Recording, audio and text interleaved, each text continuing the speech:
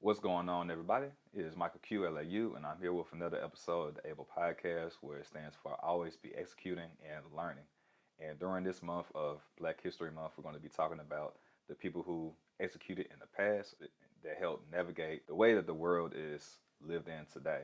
So they cleared out the forest, and now we're able to live off of the legacy that they're able to create. So about 56 years ago, there's a Supreme Court ruling that made it possible for black and white people to be married. And they did it out of love, and rightfully so. Their last name is called Loving. So Richard and Mildred, they're the people that went up against the state of Virginia, and they were able to win in the Supreme Court case. So the case is called Loving versus Virginia. Richard and Mildred grew up in Virginia, and they met in their I want to say like their junior or senior year, and then they quickly get married when she was 18. However, they couldn't get married in Virginia because they had a law which is called the Virginia's Racial Integrity Act. So they had to go elsewhere in order to get married. Now they went to Washington D.C. and on June 2nd, 1958, they got married. And then about like 39 days later, they didn't even make it to 40 days. On July 11th, 1958, two deputies stormed into their house, going into their bedroom, and found them. So the deputies asked Richard, "Who is this woman?" And she said, "I'm his wife." And at that point, they were arrested, and they spent the night in jail. She actually spent a couple of more nights in jail, and she was pregnant at the time as well. So Virginia forbade interracial marriage in Virginia, and then if you got married outside of Virginia and then came back, the law still held up. So they eventually went and they were seen. They went to court and they pled guilty, and they did a plea bargain agreement to where instead of going to jail for a year, they had to leave the state of Virginia for 25, and they weren't able to come back until 25 years later. So what they did, they moved to, I believe it was Washington D.C., and they would come back separately to visit their friends and their family. But then about like 5 years later, they got tired of living in Washington D.C., living in the big city, and then also one of their children got hit by a car, so they really gravitized them. They really moved them to be able to come back to Virginia. Uh, so there were some un they just weren't following the law. But as in 2020, well, in the times now, we would the things that they went through is unimaginable because things have become very different compared to where they were 50 plus years ago. In 1963, they filed a lawsuit against the state of Virginia, and they kept on going up and up until they went to the Supreme Court. So it went to the Supreme Court on April the 10th, 1967, and on June 12th, 1976, the court agreed unanimously 9-1 in favor of the Lovings. So it became nationwide that interracial marriage was acceptable. Now we have the melting pot that America is right now, and it's become more and more acceptable. Unfortunately, they soon returned back to Virginia, but unfortunately, Richard Loving died from a car accident on June 29th, 1975, from a drunk driver, and then Mildred suffered. She lost the sight of her right eye as a result, and then on May 2nd, 2008, she passed away from pneumonia. And then 8 years later, the movie Loving debuted in the theaters. But that's only where part of the story begins. That's where the main story begins. So that was their legacy. But then also with the legacy, they also left children as well and grandchildren. So 50 years after the Supreme Court ruling in 2017, Virginia decided to honor them with, so Virginia's Department of Historic Resources decided to erect a highway marker in honor of the Lovings historic anniversary. This is where the controversy begins because it really opened a can of worms that may not have needed to be open or a lot of people didn't know about. And from that, we're going to go down the rabbit hole. And this is little known, and this begins the little known Black History fact. So it says on the marker, Richard Loving, a white man, and Mildred Jeter, a woman of African American and Virginia Indian descent, married in in June 1958 in Washington D.C. So after they after this is like widely circulated, and we have Facebook, so it's going around. The words were made public. Julian Langdon, director of the Virginia Department of Historic Resources, got a call from Mark Loving, which is Margaret's grandson, and he wasn't too much happy about it. So, in a call that they had, he objected. Are you tired of being tired, of not having enough energy to last you throughout the day? Are you worn out at work, too drained to go to the gym, or too sluggish to play with your kids, and too tired to hang out with your friends and your family? Don't worry, you're not the only one. In fact, 1 in 3 Americans struggle with having enough energy to last throughout the day. But there's good news because you can change all that by focusing on your gut health. Did you know that your gut has good and bad microbiomes that grow inside of it? And the more that you feed the good, the healthier and livelier that you feel.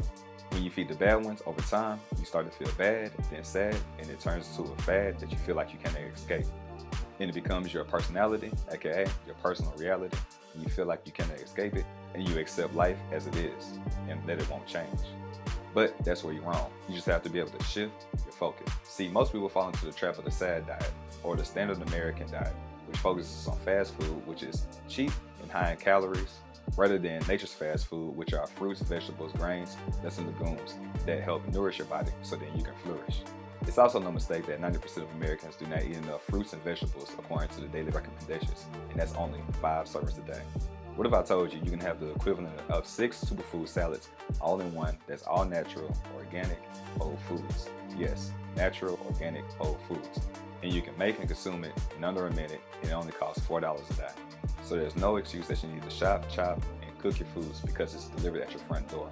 If this sounds good to you, check the description down below and schedule a 15-minute complimentary call so that you can see how this can be able to fit into your lifestyle. So you can change your personal reality and increase your energy, mood, digestion, sleep, and skin, all by focusing on your gut health, which is the cause to all your symptoms.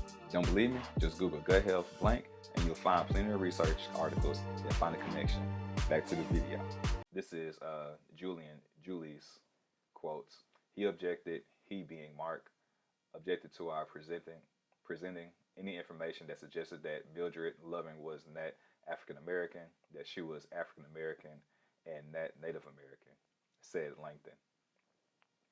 He would like her to be identified as all Virginia Indian. So if you think about the Supreme Court's ruling, we think about black and white people as far as interracial marriage. That's usually the scope of what we think about. But we never thought about what if Mildred was black, or what if she was Native American. And this is where we continue to go down the rabbit hole. So the question becomes, was she black? Was she Native American? Was she a mixture of both? So the historic record on this subject is really unclear. So Mildred and her family are listed as Negro in the 1940 census. However, we know in the census, they usually don't have many categories, especially during that time. So they may have had, white, black, and especially in Virginia, which is considered the South, that's probably the only two distinctions that they had. On her marriage license, it just says Indian. So that's what. Okay, so she identified as Indian, only Indian. In 1963, letter to the American Civil Liberties Union, Mildred identified herself as part Negro and part Indian. So that's where the confusion lies. But nothing established her identity as black more than the U.S. Supreme Court case, which will make her famous. That's why this is a black history fact, because it allowed for interracial marriage, which is mostly black and white, to be able to be unified in the nation, well, in the United States of America. All right, so in that landmark case, where black and white people are able to come together, you would think that the hero would be a black person. However, it may not be the case. All right, so in an interview with NBC, Mark Mark Loving stated, I don't know, during those times there were only two colors, white and black, but she was Native American. Both her parents were Native American, Loving said. So going from the marriage records to what to where her grandson is saying, as Mark, she's saying that they are pure. What I don't want to say pure, but both her parents were Native American. So then that lies the lies the case. Was she Native American? Was she black? Was she a mix of both? What do you think that she was? And at this point, does it really even matter if she was black, if she was Native American? In my humble opinion, it really doesn't matter, because at the end of the day, it didn't matter if you were black, Native American, or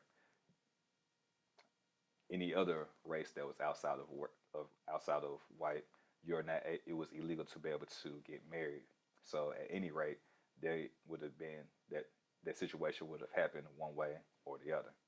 So I just wanted to present that unknown Black history fact, which I guess she's not necessarily black, or is she?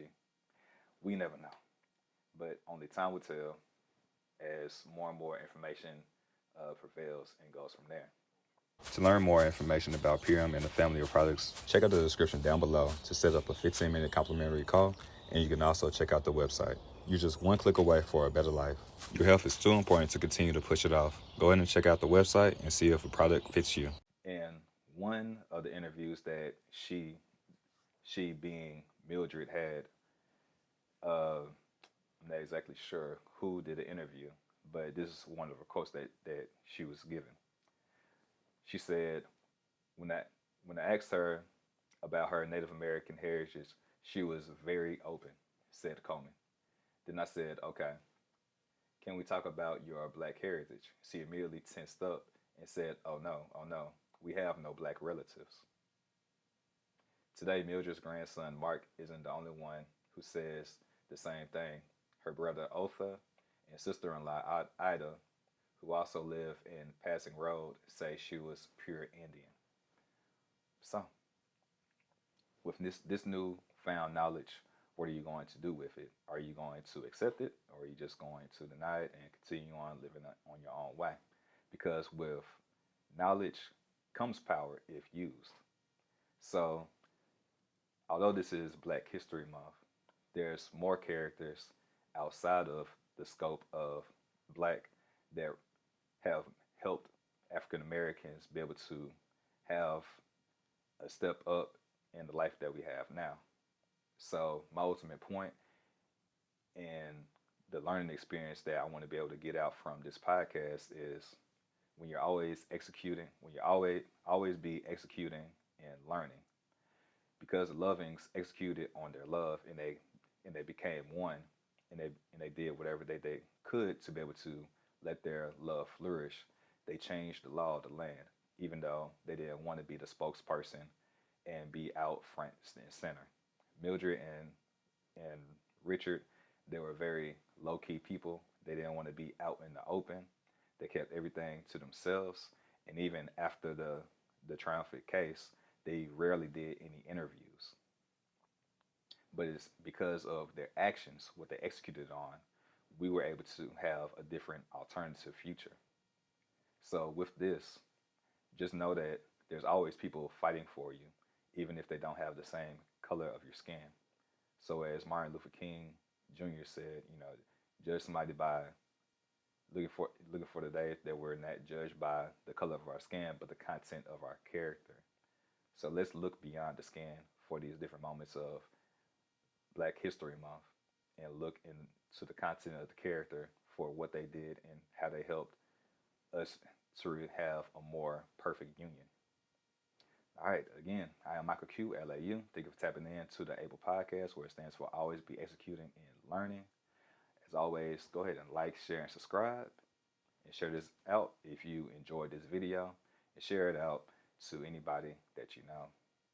Because with what Mildred with the Lovins did, they're able to unify the language under love so that we're now able to have interracial marriages without it being a stopping point.